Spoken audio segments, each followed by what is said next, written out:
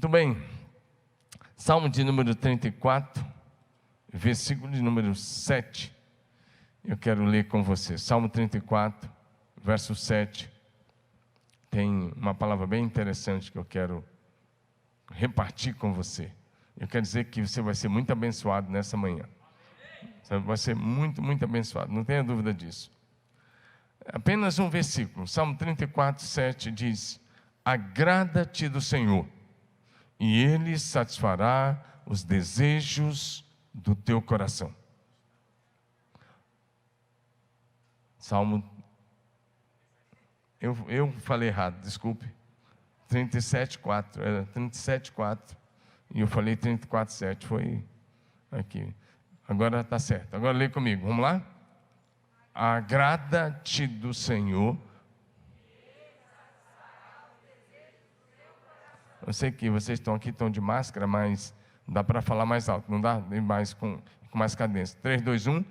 Agrada-te do Senhor. Agrada-te do Senhor. E Ele vai tornar realidade os sonhos que estão no teu coração.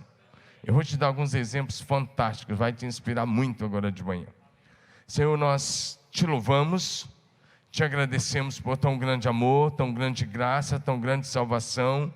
Obrigado pelo Espírito Santo que está conosco e obrigado, Senhor, pela tua palavra. Fala conosco mais uma vez, para o louvor da tua glória. Oramos agradecidos com fé, em nome de Jesus. Amém. Diga amém. O pastor vai dar um aviso no final. A gente vai fazer no momento da comunicação. Acho que o David precisou sair, mas quem for fazer, vai fazer aquelas comunicações. Mas eu já vou adiantar só uma comunicação. Tem um irmão membro da igreja que tem 8 vagas de trabalho, de um trabalho aí. Os interessados procuram o pastor Enéas ali, que ele tem o contato, mas vai estar aqui no quadro daqui um pouquinho também, já com o telefone, para ajudar aí quem está precisando. Vamos lá, diga comigo: atitudes que atraem. Olha lá, de novo, atitudes que atraem o favor de Deus. O objetivo dessa palavra é levar você a ter atitudes que possam atrair o favor de Deus sobre a tua vida, a tua família, teu trabalho, tua empresa, o teu ministério. Quantos querem atrair o favor de Deus?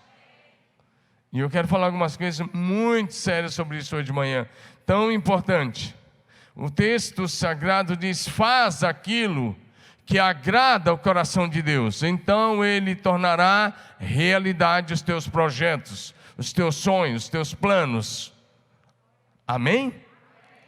Todos, se a gente perguntar para os cristãos, de um modo geral, eu creio que a maioria absoluta vai dizer: eu quero desfrutar das bênçãos de Deus, eu quero desfrutar das promessas.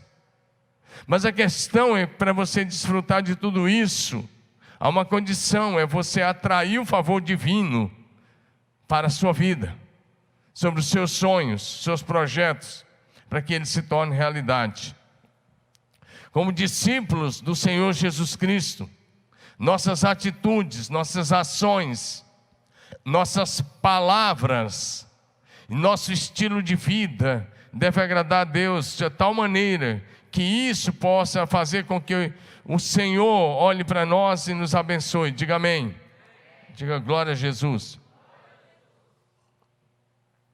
Preste bem atenção, porque agora eu vou dar alguns exemplos.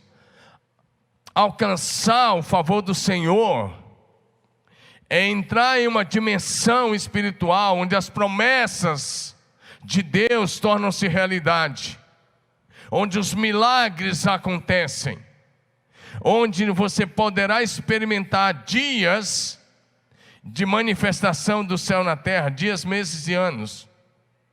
Agora ouça, quando um homem ou uma mulher encontra o favor do Senhor, esse homem ou essa mulher tornam-se aliados de Deus, naquilo que Deus estará fazendo na terra. Vou repetir: quando um homem encontra o favor do Senhor, ele torna-se aliado de Deus naquilo que Deus vai fazer na terra. Eu vou te dar um exemplo. A Bíblia diz em Gênesis 6 que o mundo estava completamente corrompido, a terra estava corrompida e cheia de violência dos homens. Mas a partir do verso 6 diz assim: Noé, porém, achou graças diante de Deus. Sabe o que significa achou graças? O estilo de vida que Noé vivia agradou a Deus. E porque o estilo de vida que ele vivia agradou a Deus, ele foi escolhido para dar continuidade à humanidade, ou à história da humanidade. Ou seja, dentro do que eu estou te dizendo, quando um homem encontra o favor do céu, essa pessoa é escolhida para se tornar um aliado de Deus naquilo que Deus vai estar fazendo na terra. Os olhos do Senhor passam por toda a terra para mostrar-se forte para com aqueles cujo coração é totalmente dele. José do Egito encontrou o favor do Senhor, e por isso ele foi levantado por Deus para salvar não só o Egito, mas o mundo antigo, o mundo da sua época da fome, porque ele alcançou o favor divino. Quando você olha para a história de Maria, aquela moça de Nazaré, sabe o que a Bíblia vai dizer para a gente? Que um dia o anjo Gabriel foi até ela e disse: você é agraciada. Significa, você alcançou o favor de Deus, e por isso você foi escolhida para ser mãe do Salvador segundo a carne. Ela só foi escolhida porque o estilo de vida dela era um estilo de vida santo, e isso agradou a Deus. Diga amém, meu irmão. Deus continua fazendo coisas na terra, e grandes coisas. Amém?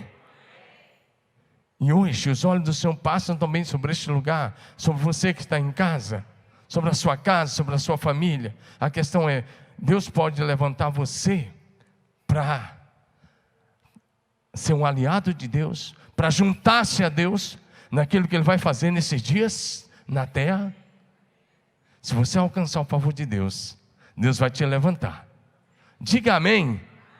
Foi assim com José, marido de Maria.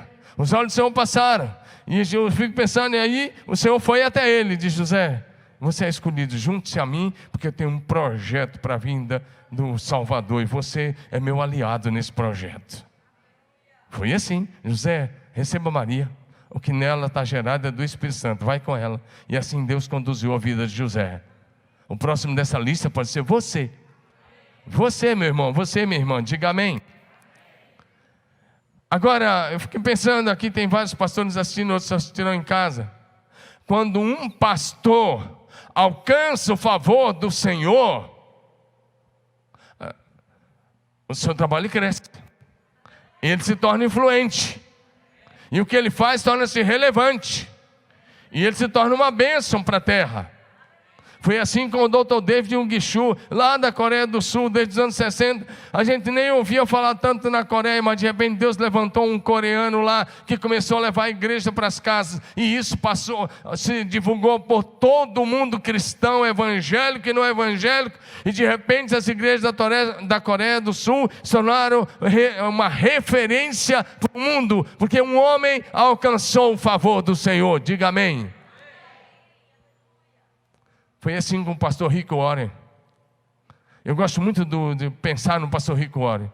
Aliás, eu gosto muito dele.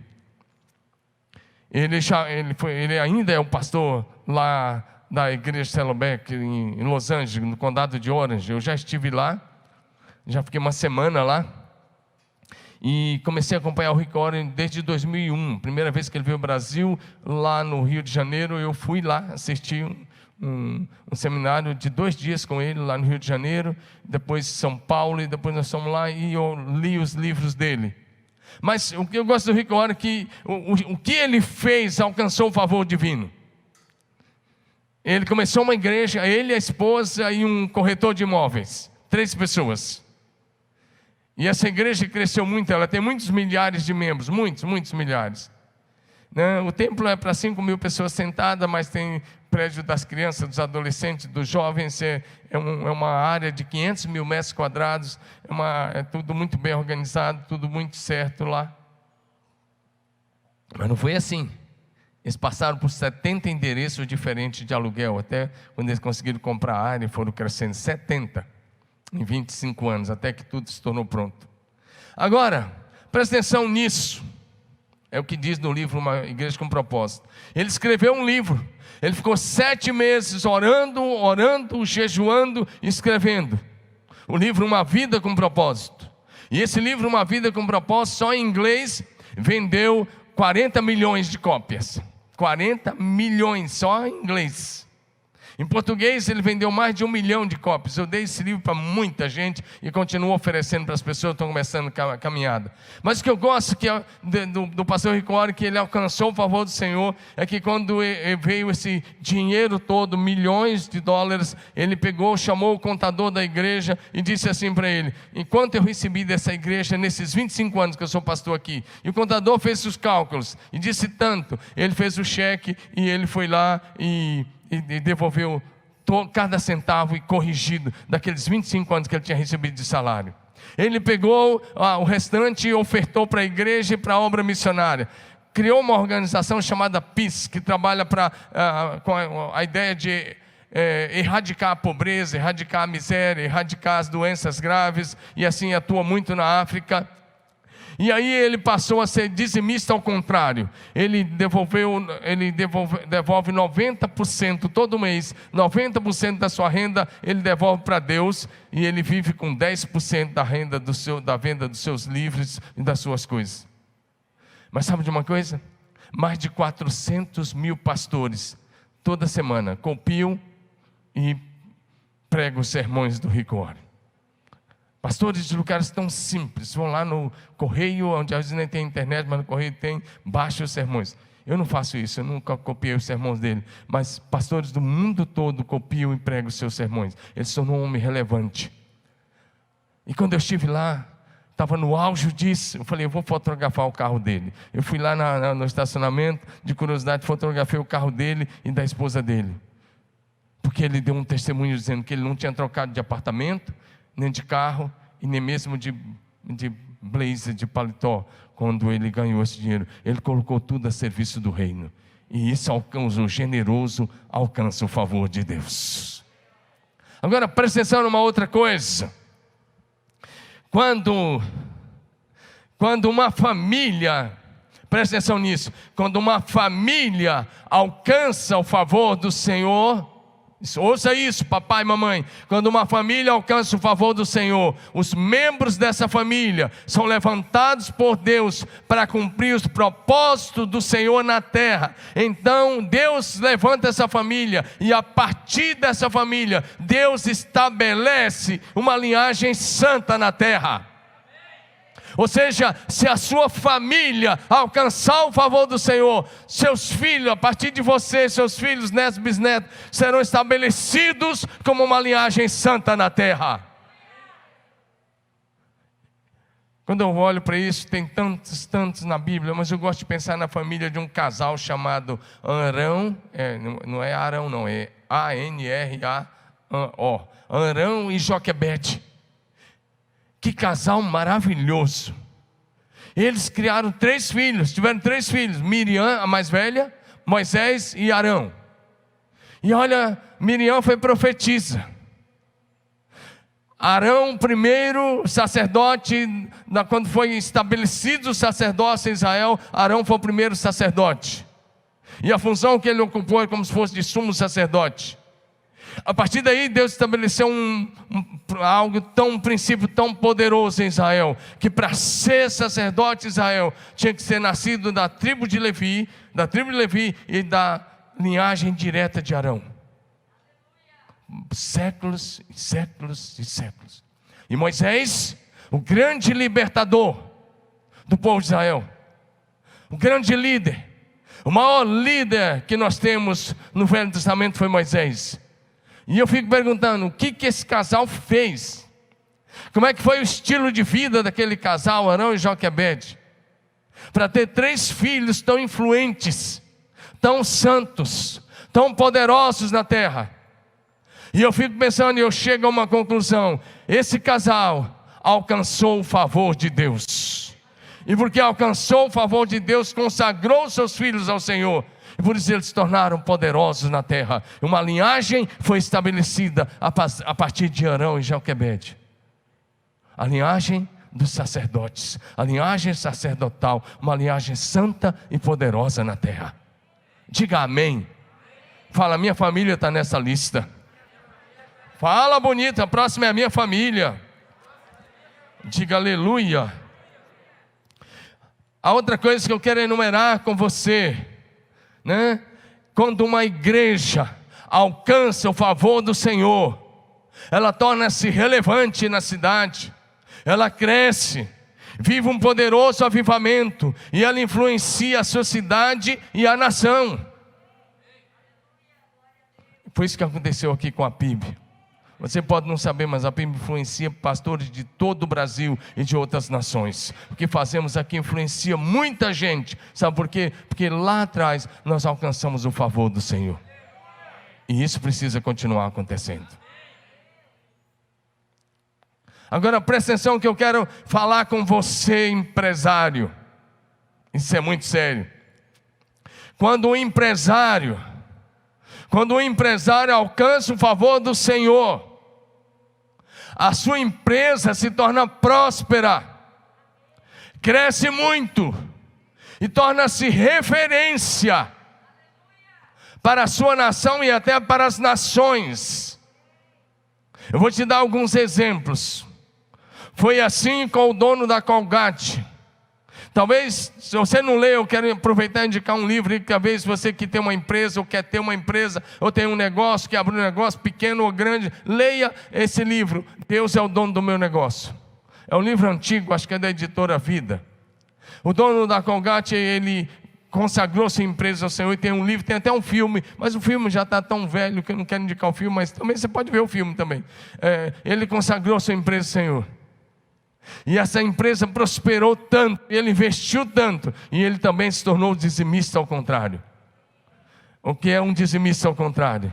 É alguém que consagra 90% do seu lucro líquido para a obra de Deus, e é dedicado a Deus, e vive com a sua família com 10%. Leia esse livro, vai inspirar você que quer ter uma empresa próspera e bem sucedida.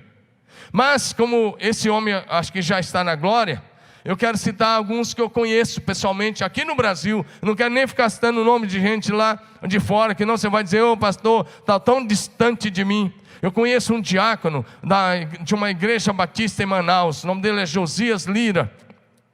Esse homem passou por uma prova muito grande.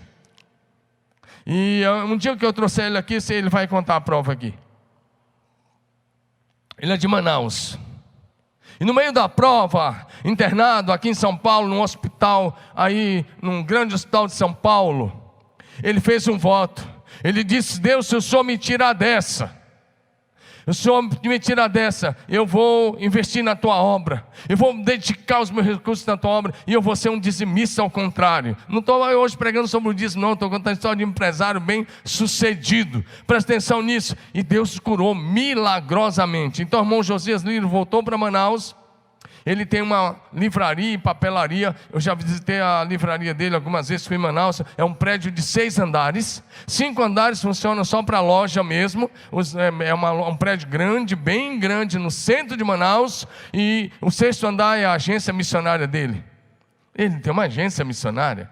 E a última vez que eu fui lá, ele estava sustentando entre seminaristas e missionários. Ele estava sustentando cerca de 150 seminaristas e missionários. Quando eu conversei com ele, o Marcos Paulo conhece ele, e quando eu conversei com ele, e até almocei com ele, uma das vezes fui em Manaus, ele disse, pastor, eu já construí 70 templos. E aí como é que você explica uma livraria e papelaria, no centro de Manaus, e aí na época de começo de ano, no começo das aulas, as pessoas fazem fila que dobra quarteirão para comprar no negócio dele, na loja dele, na empresa dele. E aí entra uma quantidade que o prédio comporta, os outros ficam do lado de fora, esperam que eles comprar, e aí as moças são baixadas, enquanto aqueles compram, quando aqueles saem, entra outro número de pessoas, e assim são os meses de janeiro, fevereiro, a época de começo de aula. Ele vive um milagre do céu, porque ele consagrou a empresa dele a Jesus. É um homem que está em atividade. Às vezes um pastor, seja de onde for, liga para ele, fala, eu estou aqui abrindo uma igreja, não tem como construir, você pode me ajudar? Ele ora, Primeiro ele ora. E se Deus der direção para ele, ele pega, vai lá, compra um lote naquela cidade, não na ponta da rua, não no bairro mais simples, geralmente numa boa avenida da cidade, e a equipe dele faz a planta e ele vai lá e constrói um prédio. Quando eu estive lá, a última vez já tem uns 2 anos, já tinham construído 70 templos. Amém? Agora eu vou te dar um outro nome, mais um nome de um brasileiro, que eu já trouxe aqui 2 vezes. O nome dele é Lenildo. O Lenildo é um jovem empresário ainda, eu acho que ele não tem 50 anos, ainda se tiver tem 50 anos, agora eu acho que ainda não. Mas o Lenildo, a experiência dele, alguns aqui conhecem o Lenildo, ele é lá de Recife, né? Eu já trouxe ele já pregou aqui 2 vezes nesse púlpito. Aliás, a primeira vez que eu trouxe o Lenildo, nós estávamos fazendo a reforma aqui, ele ainda pregou lá e pregou para os homens, naquele Homens com Propósito que a gente tem desde 2002. E eu ouvi falar do Lenildo, falei, vou trazer esse homem aqui, um jovem empresário. E aí o Lenildo, ele conta a seguinte história, ele tinha um pequeno mercado, não era supermercado, mercado, e ele estava falido. Talvez a tua situação hoje, a tua situação que está aqui hoje. Então ele se ajoelhou, colocou o rosto lá no piso daquele mercado e orou: Deus, se o Senhor me tirar dessa, olha o que Lenildo fez, um negócio de louco. Para você fazer um voto desse, você tem que ter muita coragem. Ele disse: se o Senhor me tirar dessa, Deus, e o Senhor me fizer prosperar, eu vou dar 29 dias no mês para o teu trabalho, e eu vou ficar só um dia dentro do mercado por mês.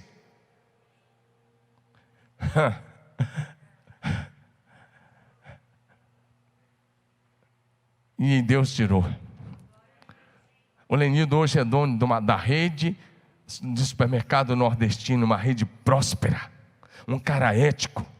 Ele tem um livro chamado Riqueza Sim, Rico Não. Eu trouxe ele aqui depois que ele escreveu o livro a segunda vez. E quando ele veio aqui, eu falei: Lenildo, eu levei ele para almoçar num restaurante bom da cidade. Lenildo, eu vou pagar, né? Eu tinha pedido a coisa, ele falou: não, você não pode tirar a bênção. Eu falei: Lenildo, eu vou pagar.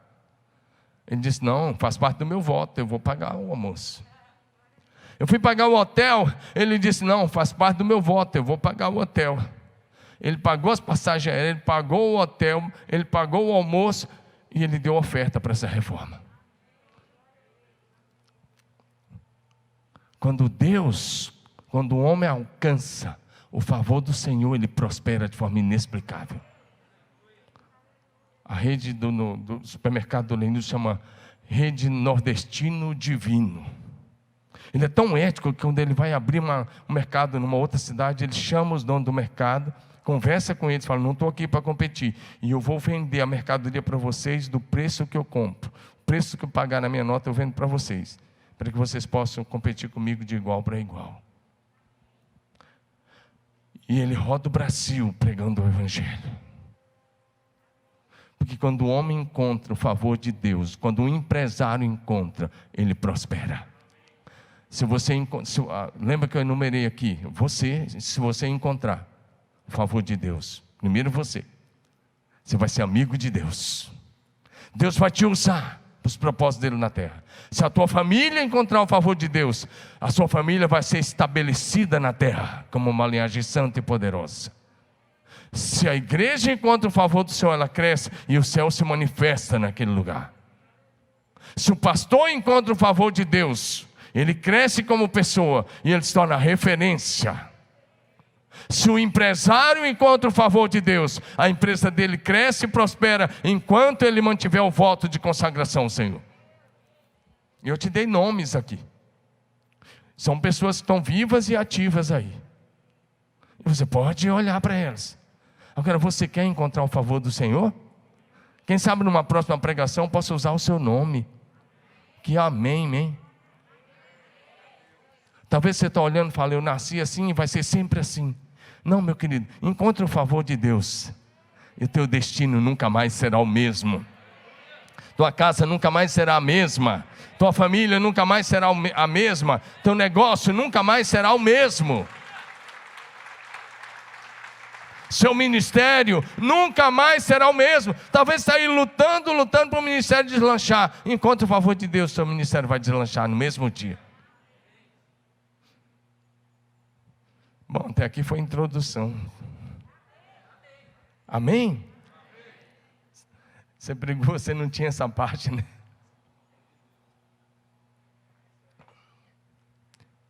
Primeira coisa, se você quer encontrar o favor de Deus,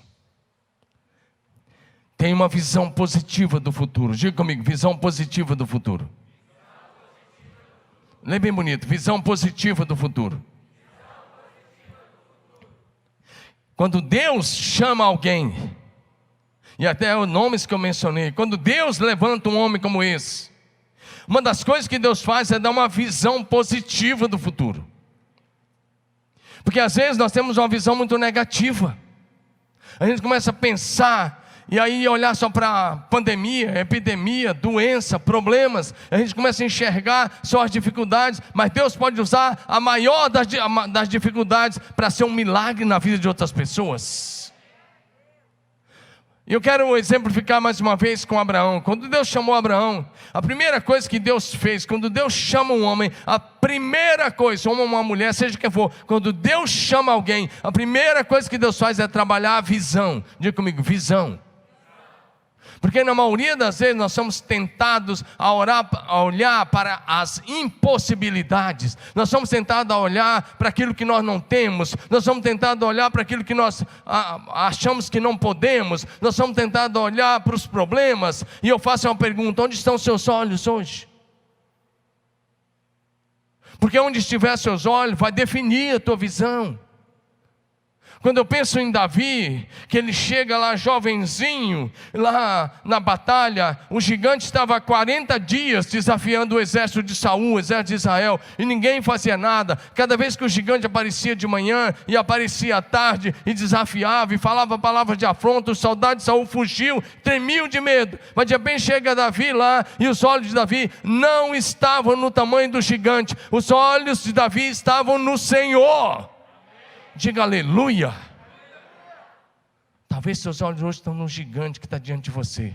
Talvez é financeiro, é uma enfermidade, é um problema familiar, é alguma coisa que precisa ser curada. Quero encorajar agora, tira os olhos do gigante. Coloca os olhos em Jesus. Quando Deus chama Abraão, Deus disse a Abraão: quero que você coloque os olhos lá na frente. Eu gosto de pensar algumas coisas. Olha o que está, olha o tamanho dessa visão. Gênesis 12, 3. Deus chega para ele e diz: abençoarei os que te abençoarem, e amaldiçoarei os que te amaldiçoarem. Agora, até aí você fala: mas cadê a visão? Olha a parte B. Em ti serão benditas todas as famílias da terra. Meu Deus, que visão! Deus está chamando e diz: olha, em ti, no teu descendente, de acordo com Gálatas 3, no teu descendente Jesus Cristo, todas as famílias serão abençoadas. Diga aleluia. Uma visão tremenda. Deus está dizendo a Abraão: eu quero que você enxergue cada família da terra. E eu quero dizer a você que cada família da terra pode ser abençoada no teu descendente Jesus Cristo de Nazaré. Diga aleluia. Então, por isso que eu disse numa live sexta-feira, eu tomo cuidado com as minhas orações. Às vezes eu erro, continuo errando às vezes, na oração. Mas eu tomo cuidado. Eu disse: se eu ficar orando, ficar na minha hora de oração, e se eu orar só pela Rosângela, e só pelo Davi e a Jamila que estão aqui, o Jean, a Renata e agora o Lucas, se eu orar só por eles, eu estou completamente errado. Essa é uma oração egoísta, porque eu estou enxergando só a minha família, quando Deus quer que eu enxergue cada família dessa cidade. Não é só a igreja, eu sou um pastor da cidade, e quem é pastor precisa ser pastor da sua cidade e da nação. Então a minha oração, para ela fazer sentido diante de Deus, para ela não ser egoísta, eu tenho que olhar para cada família e enxergar cada família diante do trono, enxergar cada família lavada pelo sangue de Jesus, enxergar a salvação entrando em cada casa. Então eu me ajoelho lá e digo: Deus, eu não abro mão de nenhuma família de Marília para Jesus, porque senão vira uma oração presta atenção na sua oração. Se ela for só pela tua família, com todo respeito, é uma oração muito egoísta. Todo dia, Senhor, cura meu filho, Senhor, livra meu filho, Senhor, faz isso, Senhor, aquilo. É muito egoísmo. A gente tem que enxergar todos, porque Deus disse a Abraão: em ti serão benditas todas as famílias. Nós estamos debaixo dessa mesma bênção. Diga aleluia. E na nossa fé tem que atingir milhares de pessoas. Diga amém. E aí você já conhece, no capítulo 13, de 14, 15, Deus chega para Abraão e fala: olha o pó da terra, vai ser assim a tua descendência. Eu chamo isso de visão exponencial. Exponencial. Olha lá, em Gênesis capítulo 15, versos 5 e 6, o Senhor Jesus estava fazendo uma visita pessoal para Abraão. Sim, era Jesus. E deixa eu explicar isso, que não vai ter uns aí que vão criticar. Olha, Jesus, nós chamamos isso de teofania, aparição pré-encarnada de Jesus Cristo. Ele fez isso várias vezes com muitas pessoas, dentre eles com Abraão. E o Senhor chegou na casa de Abraão e está conversando com Abraão.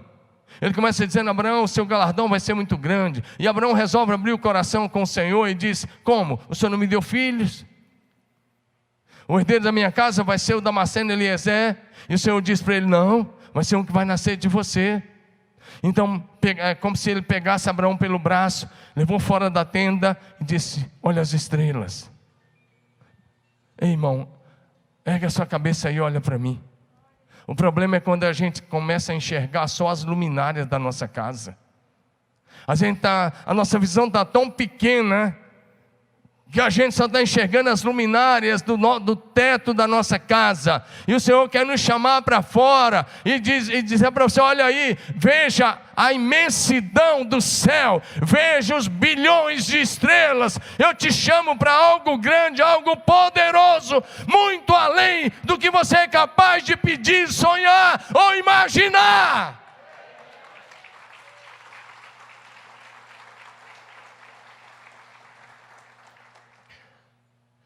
Visão.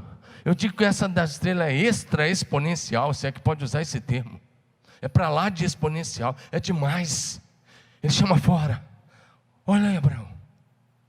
Ele está dizendo assim: para de ver apenas as lamparinas, que era lamparina, ou os lampiões aí, lampião, lamparina, sei lá, candeeiro, de dentro da sua tenda. Olha as estrelas. Vai ser assim. Meu irmão, amplie a sua visão. Você serve o Criador dos céus e da terra. As promessas do Senhor são ilimitadas. Nenhuma delas cai por terra. Nenhuma promessa, nenhuma palavra caiu por terra. Nenhuma promessa vai cair por terra na sua vida. E a sua dedicação vai definir se essas promessas vão atrasar ou se você vai antecipar isso na sua vida. E o objetivo dessa palavra é: começa a fazer aquilo que agrada o coração de Deus. Então você vai viver antecipadamente o que Deus tem para você. Você não precisa esperar o próximo ano. Comece agora, diga amém. É bem interessante como diz assim: olha para isso. E aí você precisa começar a se enxergar como Deus te enxerga. Mude o seu conceito. Vença as suas próprias limitações. Porque eu e você somos limitados, mas Deus é ilimitado. Às vezes você está dizendo para Deus o tempo todo: não dá, não posso, não tenho. Para com essa conjugação. Que conjugação pobre. Para com isso. Quando Deus chamou Moisés, sabe o que ele respondeu? Não dá. E Deus insistiu e ele continuou dizendo: não dá. Pensa num cara que resistiu o chamado. Enfim, Deus fez todos os testes com ele. Coloca a mão no peito, fica leprosa, tira, tá, coloca de novo, fica boa. Pega a cobra pela cauda, ele pega, joga o cajado, vira cobra. Pega pela cauda, vira cajado. E Moisés está dizendo: não dá. E aí por último ele diz assim para Deus: eu sou gago.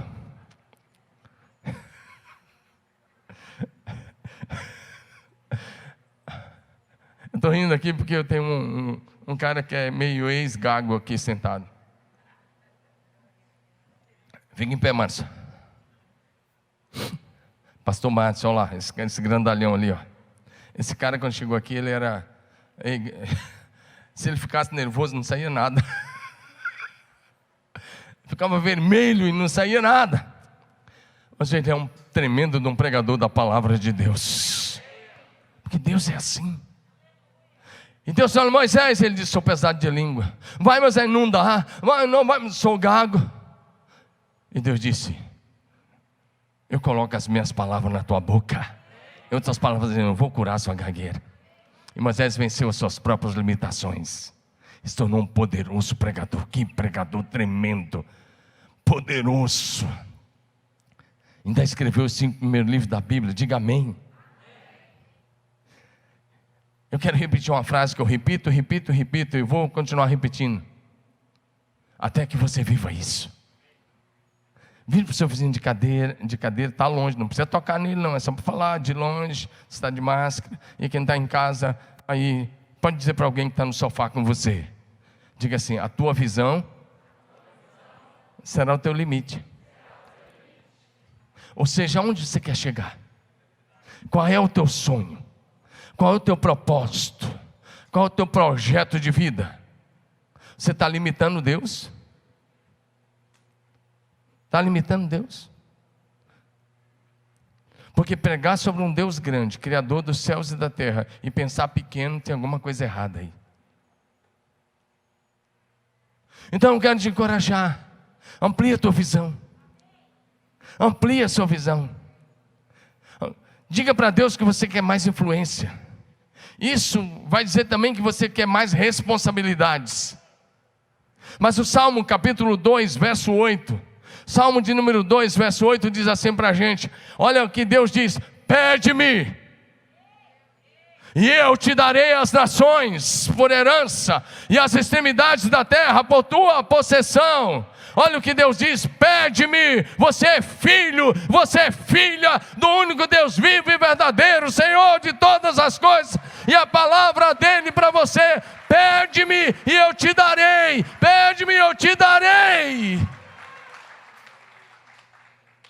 Pede-me, eu te darei as nações por herança.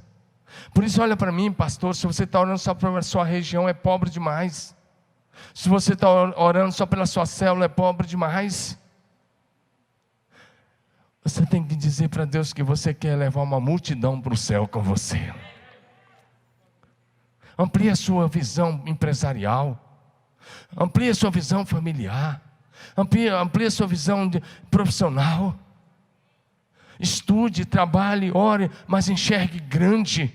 Pense grande, creia grande, idealize grande, escreva seus sonhos de uma forma grandiosa, porque, e aí coloca na mão de Deus, agrada-te do Senhor, e Ele tornará realidade os desejos do teu coração, desde que não sejam desejos egoístas, desde que seja para a glória de Deus. Não há limites para Deus, não limite o poder de Deus na sua vida, seja qual for a área da sua vida, não limite o poder de Deus na sua vida. Porque esse negócio de você dizer que crê no Deus que criou o céu e a terra, o mar e tudo que neles há, o Deus que chamou todas as coisas existentes pela palavra do seu poder, e você continuar pensando pequenininho, você está limitando Deus. Eu te convido a ter uma grande visão em todas as áreas. Diga amém. Eu já vou concluir, mas eu quero dizer uma coisa a você, quero relembrar um ponto a você. 1 Crônicas, capítulo 4, versículos 9 e 10. Talvez você vai dizer assim para mim: pastor, é que lá em casa, pastor, meu pai, minha mãe, meus irmãos, ou a escola que eu frequentei, meus professores. Olha para frente, lê essa oração comigo. O autor está escrevendo uma lista que tem cerca de 600 nomes. E no meio desses quase 600 nomes, o Espírito Santo fala assim para ele: e nesse nome aqui, escreve o que ele fez. E vai falar de uma coisa, a oração. Escreve o que esse cara orou. Foi Jabes mais ilustre do que seus irmãos. O que é que o texto é mais ilustre do que?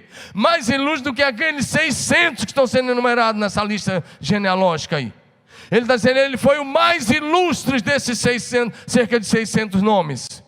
o mais ilustre. Isso inclui gerações, gerações e gerações. E o texto está dizendo, ele foi o mais ilustre de todas essas gerações. Por quê? Porque orou, e a oração dele tinha mais ou menos 4 pontos. Mas vamos relembrar o contexto. A sua mãe lhe colocou o nome de Jabes, dizendo, porque ele causa dores.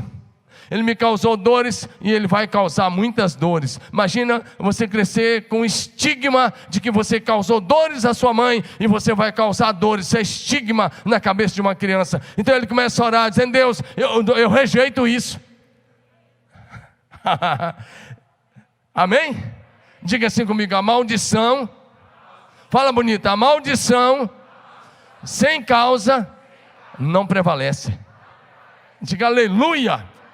Estou dizendo isso porque às vezes você está culpando alguém, dizendo que o culpado é meu pai, minha mãe que fez isso, é a professora que fez isso, é alguém que falou isso, me chamou de burro, me fez isso, me maltratou, me machucou emocionalmente, ou coisa dessa forma. Ei, maldição sem causa não tem efeito. Diga aleluia. Aqui foi a própria mãe que disse, esse cara causou dores e vai causar dores. E ele disse, é como se ele dissesse, eu rejeito, eu não vou causar dores. Deixa o texto abençoado de Jesus Cristo de Nazaré. Deixa. É o Renato que está ali, né? O Renato, você é demais, né? Tamo junto aí.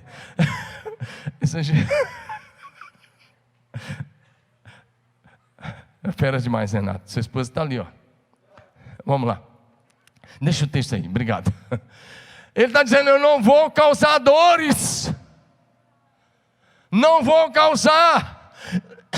O que fez a diferença foi que ele orou. E o que ele diz? Oh Deus, que o Senhor me abençoe. Tomara que me abençoe. Esse primeiro ponto, diga comigo, que o Senhor me abençoe. Aí ó a visão, me amplia as fronteiras, alarga as minhas fronteiras. Diga, alarga as minhas fronteiras. Que seja comigo a tua mão, e que o Senhor me livre do mal. Essa oração tem 4 pontos, fantástico. Começa a orar essa oração, não como reza, por favor, como reza não vai funcionar, mas estabelece esses pontos e começa a orar. Deus, eu preciso da tua bênção, porque a bênção do Senhor é que enriquece, e não vem acrescida de dor algum. Amém? Diga comigo, a bênção do Senhor enriquece, e não vem com nenhuma dor. Amém? Por isso ele disse, ó, que me abençoes, que me amplie as fronteiras. Sabe o que ele está dizendo? Eu não nasci para ter só isso. Eu não quero só isso. Você não nasceu na família de Deus para viver só isso. Você veio até aqui, meu irmão. Deixa eu dizer, eu vou repetir. Você não nasceu na família de Deus para viver só isso, para ter suas experiências até aqui. Você teve até aqui. Não, em nome de Jesus. É ilimitado o que Deus tem para você. É ilimitado. Ilimitado. E aí ele disse, me abençoe, amplie as fronteiras. E ele disse, seja comigo a tua mão, proteção, cuidado, bênção, sustento. Se a mão de Deus estiver sobre você, meu amigo, você vai romper em todas as dimensões. Amém? E que o Senhor me livre do mal. Como é que Jesus ensinou a orar? Qual é a última parte do Pai Nosso? Não nos deixe cair em tentação, mas livra-nos do mal.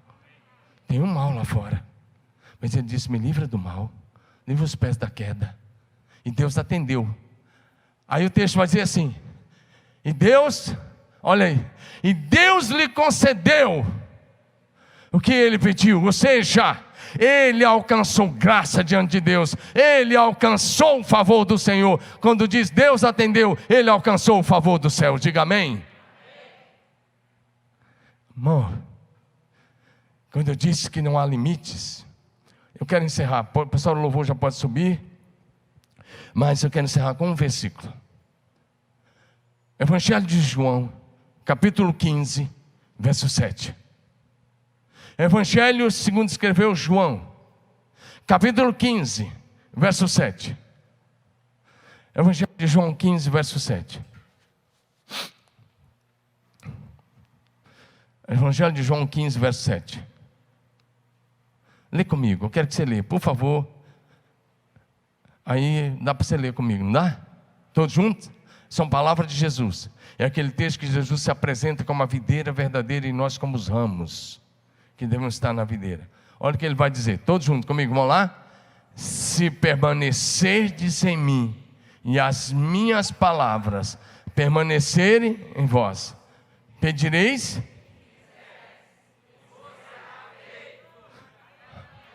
Deixa o versículo ser mais um pouquinho. Jesus disse: se permanecerdes em mim e as minhas palavras permanecerem dentro de vocês, vocês podem pedir o que quiserem e será feito. É ilimitado o poder da oração, são ilimitados os recursos de Deus, são ilimitadas as bênçãos de Deus, são ilimitadas as promessas de Deus, mas são para os fiéis e que vivem uma vida que agrada o coração de Deus. Vamos ficar em pé, vamos adorar Jesus, vamos ficar em pé. Que Deus te dê muita graça, meu irmão. Que Deus te conceda o favor do Senhor. Que você alcance o favor divino sobre a tua vida. Que você alcance o favor do céu sobre a tua família. Que você agrade ao Senhor Deus com toda a sua maneira de ser e de viver. Porque quando um homem alcança o favor de Deus, Deus o levanta. Ele se torna aliado de Deus na sua geração. Quando uma família alcança o favor de Deus, se estabelece uma linhagem santa na terra, e Deus mostra as suas grandezas através dessa família. Quando um empresário alcança o favor de Deus, sua empresa prospera. Quando um pastor alcança o favor de Deus, seu ministério deslancha. Eu quero encorajar você a sair daqui dessa manhã dizendo: eu vou fazer o que agrada o coração de Deus. Eu vou alcançar o favor de Deus. Vamos cantar, depois nós vamos orar.